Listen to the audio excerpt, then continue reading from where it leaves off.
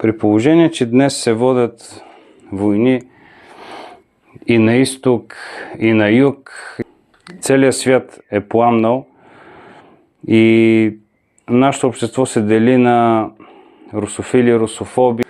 Мисля, че в крайна сметка обикновените хора страдат най-много от всяка война, а децата са абсолютно неподготвени за всичко, което им се случва.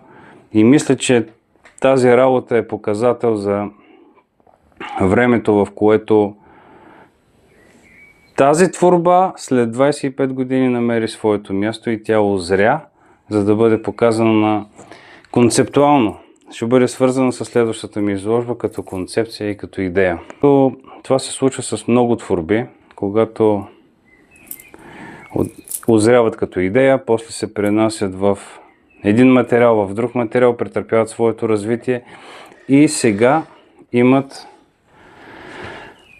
своята втора или трета рождена дата и се намират своето място.